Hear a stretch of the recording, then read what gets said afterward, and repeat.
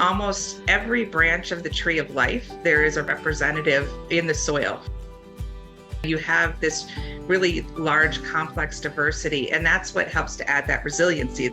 Being able to have that complexity means that you can maintain function even if you have very dry soils for a period of time, or very salty soils, or wet, or high clay content. You'll always have an organism that is able to thrive in that environment.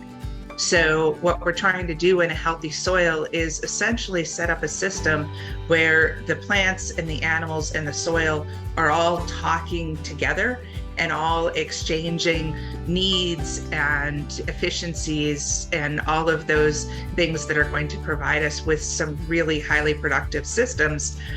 They're doing that by working symbiotically and synergistically within those systems. Aggregates, it is referred to as microbial engineering.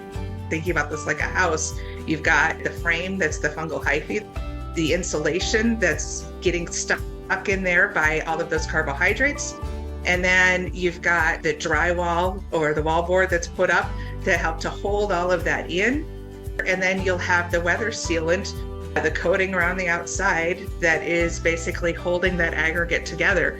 So if you don't have all of those components, the aggregate will fall apart very quickly. So all of the energy and all of the work that went into making that aggregate is all lost.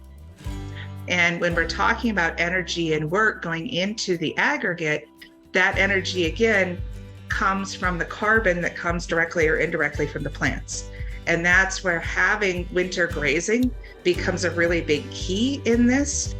I'll often say it's sort of like we need 3 carbon influxes to the microbial community. On an annual basis, you need the influx to help us to grow.